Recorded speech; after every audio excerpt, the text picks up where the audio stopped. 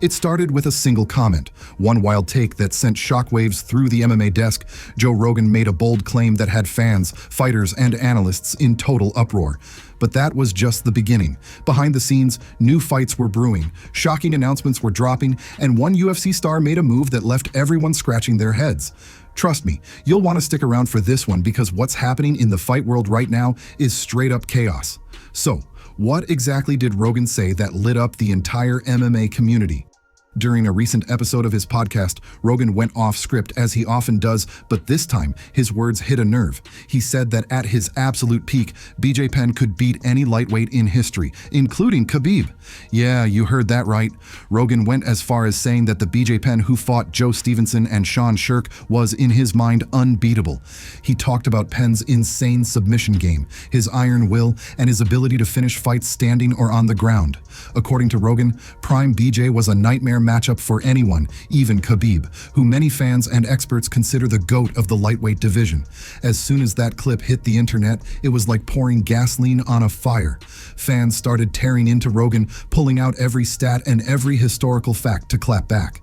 They pointed out BJ's patchy record, 16 wins, 14 losses. They dug up old footage of BJ getting knocked out in a street fight, throwing it right back in Rogan's face, as if to say, "This guy, really?" The forums and comment sections exploded. One fan wrote, "Joe out here acting like BJ's prime wasn't a flash in the pan. Meanwhile, Khabib smashed everyone who dared to stand in front of him, 29-0, end of story." Others piled on, reminding everyone of Rogan's past wild takes, like that time he said Ronda Rousey could beat Floyd Mayweather in boxing if she trained hard enough. That one still haunts him. But here's where it gets interesting. Some fans, though a smaller crowd, actually agreed with Rogan, or at least said it wasn't as crazy as people were making it out to be. They pointed out that BJ's peak was incredibly short, but incredibly dangerous. They highlighted how Penn, in his best form, had cardio for days, legit BJJ credentials, and the kind of fearless attitude that made him a different beast in the octagon. Was Rogan really that far off? Or was this just the latest example of MMA's love for tearing down legends when the next big thing rolls around? Either way, one thing was clear. Rogan's take wasn't going to be forgotten anytime soon. But while Rogan was catching heat, something else was brewing, something a lot more tangible. Submitted him on the ground. People were thinking, there's no one that can challenge Charles. Charles is at such an elite level. Islam beats him so soundly that now you're like, I don't even know if it makes sense for Charles to fight him again. Yeah, that's a fight announcement that had fans buzzing in a completely different way. After weeks of speculation, Ilia Topuria finally broke his silence and revealed his next fight. And let me tell you, this one's a banger. Ilia is stepping back into the octagon on June 28th in Las Vegas, and while the full card hasn't dropped yet, insiders are already hyping it as one of the biggest fights of the year. Topuria's rise through the ranks has been nothing short of spectacular. Undefeated, razor-sharp in the cage, and with knockout power that has left a trail of bodies behind him, he's become a true force to be reckoned with in record time. And it's not just about the opponent, though that part is massive. This fight represents something bigger for Ilia, a chance to not only cement his status as champion, but to put his name in the conversation for future super fights and legacy-defining moments. Fans are already speculating about what's next if he wins. Will it be a shot at another belt, a move up in weight? The possibilities are endless, and that's what makes this announcement so electric. But what most people don't realize is that there's a deeper layer to this fight. Behind the scenes, whispers of tension and high-stakes negotiations suggest that this wasn't just another routine booking. Sources close to the camp have hinted at disagreements over opponent selection, purse demands, and even venue logistics. In other words, this fight almost didn't happen, and that makes it even more must-watch. It's very excited to me that we're gonna have Alex on his corner, but what he's gonna do for him in the corner. Same thing you will? Exactly. But I know what.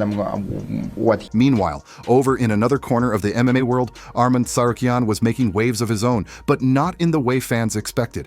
After rumors swirled that he had turned down a fight with Mateusz Gamrot, fans were left wondering what was going on with one of the division's hottest prospects. Then came the curveball. Arman revealed that instead of jumping back into UFC competition, he's taking a grappling match against Patricky Pitbull in Moscow. You could almost hear the collective, "Wait, what?" from fans online. Now, this move is puzzling on a few levels. For one, Tsarukyan is right in the mix for a shot at the title or at least a top contender fight. Stepping away from that to take a grappling match seems risky. It's not that grappling matches aren't intense, they definitely are.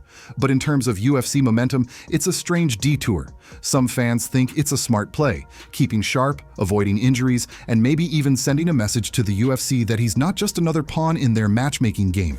Others, though, worry that Arman might be losing valuable time and missing key opportunities to climb the ranks. Either way, the pressure is mounting. If Tsarukyan slips up, even in a grappling bout, it could dent his momentum big time. He's the #1 pound-for-pound guy in the UFC right now. Is Islam Makhachev? Is it somebody else? Of course, it's a John Jones. It's John Jones. Yeah, for sure. Yeah. We got to get him fighting Tom Aspinall maybe this summer. Yeah, that's the fight everybody wants to see, even me, and because young guy versus like GOAT And speaking of tension with the UFC, Alex Pereira's situation added even more fuel to the fire. His cryptic social media post hinting at retirement shook fans to their core. In the post, Pereira vented frustrations, saying he felt disrespected by the UFC and was considering walking away. That sent fans into a full-blown panic, with everyone wondering if one of the sport's most exciting fighters was really about to hang up the gloves. But then, plot twist, Pereira jumped back online and claimed his account was hacked. According to him, everything was fine, and his relationship with the UFC was solid. Not everyone bought it. Skeptics pointed out how oddly specific the hacked message was and how convenient it seemed after the initial backlash. Even fellow fighters threw shade, joking that the only thing hacked was Pereira's brain. Whether it was real frustration or a genuine hack job, the incident exposed just how fragile fighter-promoter relationships can be and how quickly things can spiral out of control. Eu não ia sair da luta agora, mas talvez até o último dia eu ia falar que não dá para lutar. Eu queria ver como que eu ia chegar até o último dia. E eu estava pouco melhor, mas sinceramente eu não treinei da forma que era para mim treinar. Vocês têm que saber disso, porque o que eu fiz. While all this was going down, another layer of UFC politics was bubbling up, this time on the global stage.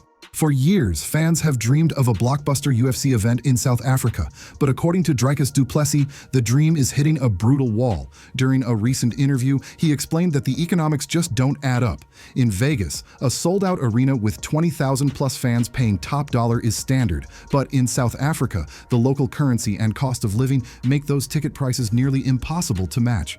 That means a UFC card there would either have to slash prices and lose money or settle for a much smaller crowd. For now, du Plessis thinks a South African event is still possible, but probably not a big pay-per-view. It's a reality check for fans hoping to see the UFC's global expansion hit new heights anytime soon. I said there are no backs between lions and men. This is another one from Achilles.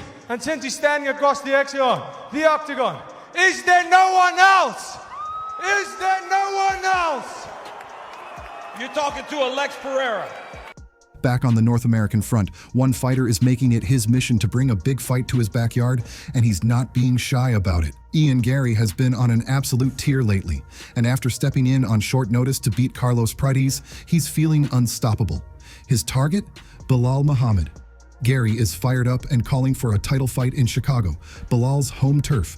He wants the belt, he wants the crowd, and he wants to do it all right in the champion's backyard. According to Garry, there's no bigger fight to make, and he's determined to sell out a stadium and prove he's the future of the division. His confidence is sky high, and he's not pulling any punches in interviews, saying he's ready to take on anyone, anytime, and come out on top. And that's the wild ride the MMA desk is on right now. From Rogan's controversial claims to Topuria's blockbuster fight, Tsarukyan's surprising pivot, and Garry's bold challenge, there's drama, tension, and hype at every turn. One thing's for sure, this isn't just business as usual in the fight world. The stakes are rising, the rivalries are heating up, and the next few months could change everything.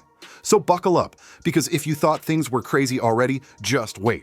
It's only getting started. Subscribe as we post daily, and see you tomorrow at the MMA desk.